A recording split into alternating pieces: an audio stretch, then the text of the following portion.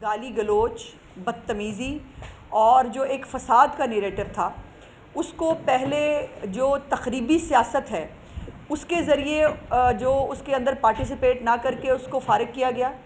और उसके बाद इलेक्शंस जो हैं उसके अंदर भी मरीम नवाज़ साहिबा की जो एक खिदमत की सियासत है उसको लोगों ने वोट दिया और उसको अप्रिशिएट किया। कल आपने बहुत सारे सोशल मीडिया के ऊपर भी बहुत सारे क्लिप्स देखे होंगे जहाँ पर जो एक मुझे जो स्पेसिफ़िकली याद रह गया, एक शख्स ने कैदी नंबर 804 की जो है वो पहनी हुई थी टी शर्ट और वो नारे नून लिख के लगा रहा था। और उससे जब पूछा कि भाई ये क्यों कर रहे हो, वोट किसको दिया, उसने कहा शेर को। उन्होंने कहा जी क्यों? उन्होंने कहा क्योंकि उसने हमारे लिए बहुत काम किया है और वो आज भी हमारे गली मोहल्ले साफ़ करने हों या जो हस्पताल बेहतर करने हों, अद्वियात देनी हों, ये सब काम वो हमारे लिए कर रहे हैं। इसलिए फिर वो बुज़ुर्ग लोग थे, चला नहीं जा रहा था, लेकिन वो वोट डालने के लिए जो है वो पोलिंग स्टेशंस के ऊपर जो है वो आ रहे थे। और ज़ाहिर है लोगों ने जो ये एक सवा साल की जो एक मरीम नवाज़ साहिबा की ख़ास तौर पर पंजाब की जो खिदमत की सियासत है उसको लोगों ने वोट दिया है। और जो तक़रीबकार हैं उनके बयानिए को जो है वो रिजेक्ट किया है। जो इदारों के ख़िलाफ़ आज भी जो है वो बरसरे पैकार है, आज भी इदारों के ख़िलाफ़ गंदी और घटिया सियासत हो रही है। आज भी जो है वो ख़ुद उनका जो कैदी जो एक सर्टिफाइड बददियानत और चोर है, उसकी और उसकी जो बंटी और बबली की जोड़ी है, जिसमें सर्टिफाइड जो ठेकेदार खातून है जो हीरो के कारोबार भी करती, बाकी भी उनको जो है वो रिजेक्ट किया है। ये इत्तफ़ाक नहीं है। ये यकीनन वो तमाम मेहनत जो चीफ़ मिनिस्टर साहिबा ने इस एक साल सवा साल के अंदर की है, ये वो रिज़ल्ट्स हैं जो सामने आ रहे हैं। लेकिन मज़े की बात यह है कि एक जमात है, उसके साथ एक दूसरी भी मिल गई है छोटी सी, जिन्होंने रोने धोने का उनका एक पुराना वतीरा है। वो उनको अब तो ना एक सेट पैटर्न है, हमें पता होता है कि पहले ये दंदनाएंगे, पहले कहेंगे हम जीत गए, 90% टर्न आउट हो जाएगा, अकेला हमारी पार्टी को पढ़ना है। वो व्हाट्सएप के अंदर आता है ना, ग्रुप के अंदर चल पड़ते हैं और जो वो बस हम जीत गए हैं। और एग्जैक्टली जो है 2-2:30 बजे के बाद हल्की हल्की मौसीकी शुरू होती है रोने धोने की, 4-4:30 बजे पीक पे चली जाती है और वहाँ से रोना धोना प्रोग्राम जो है वो शुरू हो जाता है। तो मेरी गुजारिश ये है कि थोड़ा सा स्क्रिप्ट बदल लें। अब ना हम बहुत मतलब बहुत अजीब हो गया है, बहुत एक रूटीन हो गई है। कुछ नया करें जिससे हमें लगे कि कुछ नया हो रहा है। बाय द वे, इनके जो बहुत सारे लोग हैं, वो बहुत सारे दिन से जो यूट्यूबर हैं उनके, वो निकले हुए थे सर्वे करने के लिए। उनके सर्वेज़ भी जो है वो मौजूद हैं और एक अच्छे बड़े सहाफ़ी हुआ करते थे, आजकल जो है वो टाइगर हैं इमरान खान साहब के, उन्होंने भी एक सर्वे किया और उनके अपने सर्वे के मुताबिक जो है मुस्लिम लीग नून जो है वो बाजी ले जा रही थी और मुस्लिम लीग नून जीत रही थी। तो उसके बावजूद सुबह सुबह उनको जो है व्हाट्सएप के अंदर हुक्म मिला कि आप कह दें कि 90% वोट जो है वो इनको जा रहा है।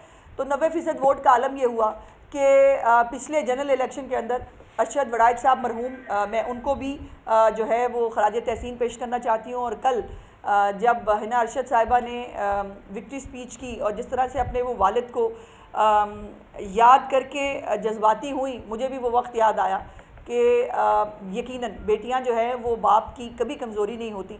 और मरीम नवाज़ साहिबा के काफ़िले के अंदर बहुत सारी ख़वातीन के इजाफ़े से ये बात तो अब बहुत क्लियर है कि ख़ातून को, पंजाब की ख़ातून को कमज़ोर समझना या पंजाब की ख़ातून को जो है वो किसी भी तरह उसको पीछे रखना, ये अब मुमकिन नहीं होगा।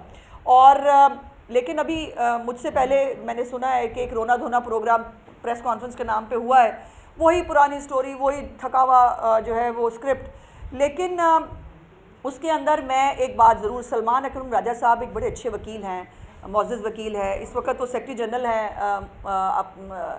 एक पार्टी के, और उस फितना पार्टी के उनकी मालूमात का अंदाज़ा लगाएं। पहले भी आपको याद है एक दफ़ा वो लाहौर में निकले थे जब उन्होंने कॉल दी थी और वो अपने अंदर ही बैठ के गाड़ी के अंदर ना वीडियो बना रहे थे, वो भी मैंने आपके साथ उस वक्त शेयर की थी। और आज उनकी मालूमात का आलम यह है कि मैंने उनके टिकट्स देखे तो मुझे बड़ी हैरत हुई कि जिस पार्टी के सेक्रेटरी जनरल को ये नहीं पता कि ये पंजाब में होने वाला पहला इलेक्शन नहीं था, ये पंजाब में होने वाला दूसरा इलेक्शन था, पहला इलेक्शन मुरीदके में हो चुका है, उसमें भी अल्हम्दुलिल्लाह मुस्लिम लीग नून ने जो है वो एक स्वीपिंग विक्ट्री ली थी। तो जिस सेक्रेटरी जनरल को की मालूमात का ये आलम है, उसकी पार्टी का यही हाल होना चाहिए जो इस वक्त जो है वो गली मोहल्ले के अंदर आप देख रहे हैं। और पिछली दफ़ा ये 10,000 की लीड से ये सीट जीती गई थी और आज जो है अल्हम्दुलिल्लाह एक सवा साल की मेहनत के बाद ये 38,000 से ज़्यादा की लीड जो है उससे हमने ये सीट हासिल की है। और उन्होंने ये भी कहा, सलमान अकरम राजा साहब ने भी और बाकी उनके हवारियों ने, कि जी ये टेस्ट केस था। बिल्कुल टेस्ट केस था, टेस्ट केस था। ये आपको ये भी बता दूं कि ये जो कॉन्स्टिट्यूंसी है ना समड़ियाल की, ये जो है ये बॉर्डर लाइन के करीब है। ये जो हमारा बॉर्डर का इलाका है ये उसके करीब है।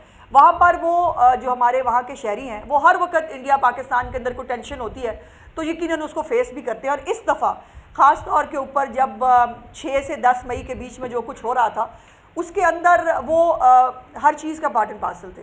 और उन्होंने वो तमाम वाकई ये टेस्ट केस था उनके लिए कि वो ये बताएं कि इस मुल्क के ख़िलाफ़ साजिशें करने वालों के साथ खड़े हैं या इस मुल्क की हिफाजत करने वालों के साथ खड़े हैं। उनका ये टेस्ट केस था कि क्या वो गाली गलोच और फितना फसाद की सियासत चाहते हैं या वो खिदमत और कारकर्दगी की सियासत चाहते हैं। बिल्कुल ये टेस्ट केस था।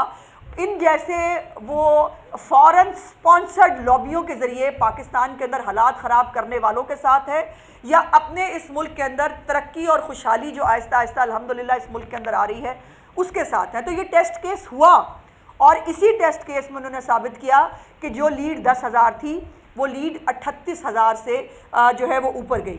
दूसरा जो है वो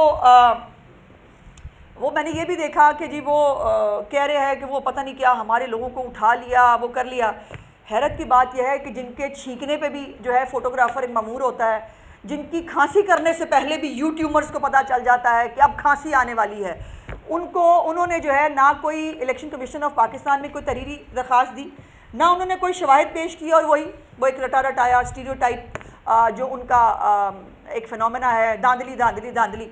तो इनको ये पहले भी रोते रहे हैं और अब भी रोते रहेंगे। मज़े की बात यह है कि जो जितने भी इनके कल बयानात थे ना इलेक्शन से पहले, वोट डलने से पहले, वो बस मकबूलियत की हम महराज पे पहुंच गए हैं, 90% हमें वोट पड़ जाना है। 90% तो इमरान खान को तब वोट नहीं पड़ा था जब वो सिलेक्ट हुआ था। और जो है वो जिन्होंने लाखों लोग इकट्ठे करने होते हैं, उनके जब इमरान खान ख़ुद जो है वो तहरीक चलाने लगा था, जब धरना किया था, लाख बंदा तो उस वक्त इकट्ठा नहीं कर सके थे, जिन्होंने लाखों बंदे जो है वो इकट्ठे करने होते हैं। तो इसलिए ये इनको सोशल मीडिया पे जीतने की और सोशल मीडिया पे बड़के मारने की आदत है और वही जो है वो अल्लाह के फजल से उसी के ऊपर ये चल रहे हैं। जैसे मैंने कहा कि बहुत पिटी हुई स्टोरी हो गई, अब इसको बदल लें तो बेहतर है। लेकिन ये इसमें इस तरह की बातें ना, ये जो कैदी बैठा है ना अंदर, उसके पास जाके भी ऐसी बातें करते हैं। वो सर में पूरी कौम तैयार बैठी है, वो भी आपको पता ना, वक्त कहते हैं तैयार बैठी है। वो बस आपने कॉल देनी है, इधर से लश्कर निकलने हैं और बस फिर सब कुछ जो है वो बहा के ले जाएंगे। होता क्या है कि जब भी कॉल देते हैं पंजाब से तो एक चिड़ी जो है वो भी बाहर नहीं निकलती और KPK के बेचारे सरकारी मुलाजमीन की शामत आती है, वो बेचारे जिनको 5-7 हज़ार निकल आते हैं और वो अंदर बैठ के इमरान खान को जब इस तरह की स्टोरियाँ सुनाते हैं ना, फिर वो प्लान करता है कि अब मैंने सिपा सलार के ख़िलाफ़ जो गंदी घिनौनी साजिश है वो बैरून मुल्क जो लोग बैठे हैं उनके थ्रू कैसे करनी है, सोशल मीडिया पे क्या करनी है, मुल्क के अंदर अफरा तफरी कैसे जो है पैदा करूँगा और जो उनका ट्विटर हैंडल है उसके ज़रिए जो है वो मुल्क के अंदर आग लगाने की, मुल्क के अंदर बगावत की, मुल्क के अंदर जो है वो इस किस्म की हरकतें जो है वो कैसे प्लान करनी है। यही जब तमाम चीज़ें जो है ना ये उसको पुश करती हैं, जब उसको इस किस्म की रिपोर्टें देते हैं जाके। और हालात जो ग्राउंड के ऊपर हैं, कल वाकई जो सब ने देखा कैमरे की आंख से, वो था घड़ी चोर। इनके लोग जहाँ जहाँ जाते थे उनके पीछे घड़ी चोर के नारे लगते थे और फिर ये आगे आगे होते थे, पीछे पीछे जो है वो नारे लगाने वाले घड़ी चोरों के जो है वो नारे लगाने वाले इनके पीछे होते थे। ये है मुकाफात अमल जो इनको आज भुगतना पड़ा है। चीफ मिनिस्टर साहिबा ने जो